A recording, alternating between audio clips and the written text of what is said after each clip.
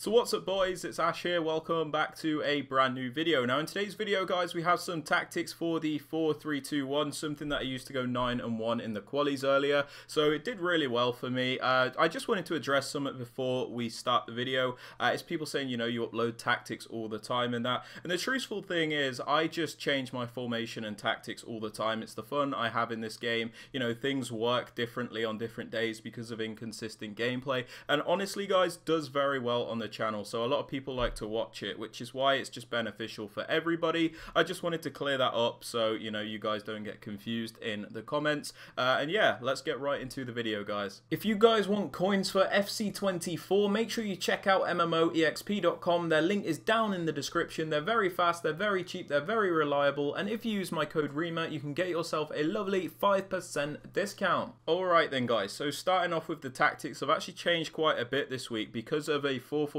tactic that I was using earlier. It actually really enlightened me on certain things that I like to use. So yeah, let's get started guys. So for the defensive style, I like to have this on balanced as always. The reason we use balanced is because it gives you the best control. So when you want to be aggressive towards your opponent, you can do that, and then when you want to be a little bit more passive and maybe drop off, you can also do that. So balance gives you the best control, and when it comes to applying pressure in this game, you don't actually have to use any of the pressure tactics. There is a much better way, which we'll get onto in a moment. So balanced is the way to go guys.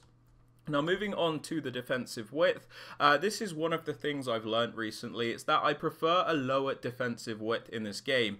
Even though people like to go for these cutbacks all the time, what I found to be better than just having a really high width is keeping that defense nice, narrow and compact, because the truth is guys, if somebody wants to go for those cutbacks, they're going to do it anyway. They're going to find that angle down the wing and you're not really going to be able to do much to stop that. So what I think is better is to at least be nice and compact through the middle to stop those attacks through the middle, and then the only thing you really have to worry about is those cutbacks, and you just have to get out to that. So a lower width has actually done me really well. Now moving on to the depth guys, this was the thing that I was on about when it came to pressure in this game. So if you are on the new gen versions of the game and you have your depth on 71 or higher, you get this insane glitch, I'm gonna call it. Basically when your depth is on 71 on new gen, you get this automatic press from the AI. It's a very strong press. It does everything for you. It's very difficult for your opponent to play through, and you also get an automatic overload of the ball side. The thing which makes this super overpowered though as well is that there is a minimal stamina drain.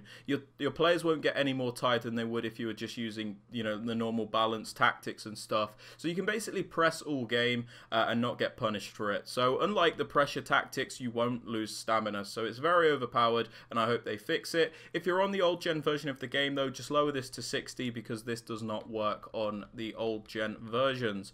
Now moving on to the build-up play guys, I have this on balance. Gives you the best control and variety when you are building up the play. You can pick and choose between a slow style and a fast style. You know, you can basically just choose whatever you want at the time. So balanced is the way to go in my opinion.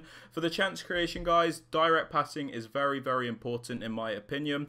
Now the reason direct passing is so important is because it's the only tactic which will actually help you beat those park the bus players. So when your opponent has all of his players back in the box, direct passing will make your players make those initial runs, and then when the opponent's defenders follows them making those runs, they will then track back to give you that passing option. So it's very important, direct passing. You also get really nice movements with direct passing, and it just seems to be much easier to attack as a whole. Now moving on to the attacking width guys, this might look a little strange, but I have this on 31, and honestly, although, you know, wide play, wing play has been really good in this game, I still really enjoy having a lower width in the attack. It's something I found this week which has just been really good. So 31 width has allowed me to link up the play very quickly, make nice short little passes, and when I want to get out into the wider areas, I can do that, and even use fullbacks to do that. So a lower width has actually been very, very helpful. For the players in box, this is a preference thing. I have this on 7 at the moment, so I do commit quite a lot of bodies into the box to hopefully score those chances, but this comes with a trade-off. So if I lose the ball,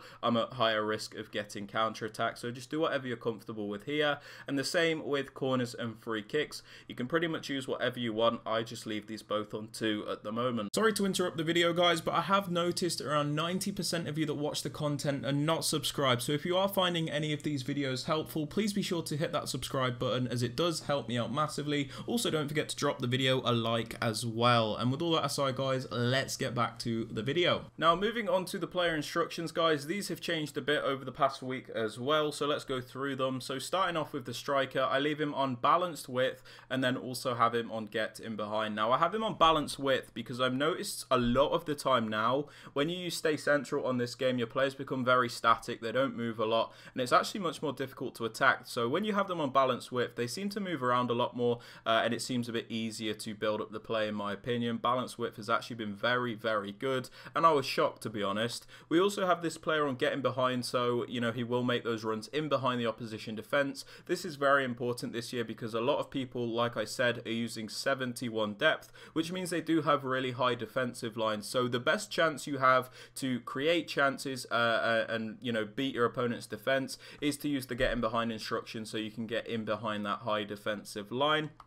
For the right forward, guys, I have him on getting behind and then leave him alone. We have him on balanced width for a similar reason to the striker. Sometimes they can just be way too static on stay central, so balanced width again has been a lot better for me, and getting behind for the same reasons, where we're looking to get in behind that defensive line to get as many chances as we possibly can. Now, moving on to the left forward, guys, we have a very important instruction here, and that is come back on defense. Now, the reason this is so important in this game is because it will make this team defend in a 4-4-2 shape. Now, the reason this is so important is because it stops your opponent having so much space when he's attacking. Just by putting this forward on comeback on defense, in my case, he will come back to defend as a left midfielder, and this team will set up in a 4-4-2 shape. This means we'll have very good coverage of both the narrow and the wide areas, meaning it's much more difficult for our opponent to attack just off of this instruction. We also have him on getting behind for the same reasons as the other players, so he'll look to use his pace to get in behind that defensive line.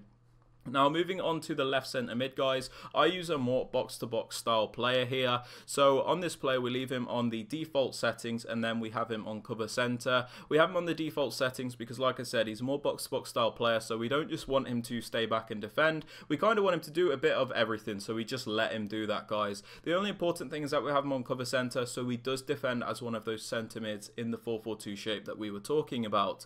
Now, for the right centre mid, sorry, the middle centre mid at the moment, I have a more defensive minded player, so on him we just put him on stay back and cover centre. Pretty self-explanatory. We don't want this player going forward, and then cover centre makes him defend as one of the centre mids in the 4-4-2 shape.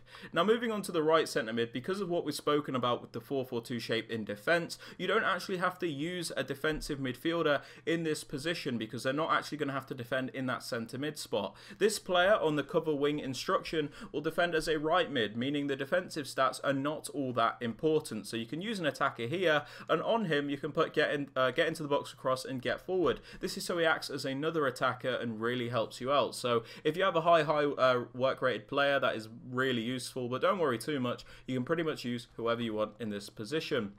Moving on to the fullbacks, guys, because we've got really narrow tactics, you know, really narrow width, it's very useful to have one fullback, your more attacking one, on balanced overlap. This is so you always get that overlapping run to give you that wider option to help you out if you are struggling. You know, it's very important to have at least one wider option, I think, when you're using narrow tactics, because it will help you out in a lot of situations and help you stretch your opponent's defense. Very useful to have one on balanced overlap. For the other fullback, the more defensive one, stay back and overlap. This is so you have at least 3 defenders back at a time, but when you send him on a run forward, he'll make the overlapping runs for the same reason as the other fullback. And then for the 2 centre backs, guys, I leave them alone, I don't touch them, and the keeper, if you want, comes across his sweeper keeper, or just do what I do and leave him on balanced. But yeah, guys, that is everything for the video. If you have enjoyed or found this useful, please be sure to drop it a like, sub to the channel if you are new, and don't forget to turn on notifications. And with all that aside, guys, I hope you have a great rest of your day, and I'll catch you all in the next video.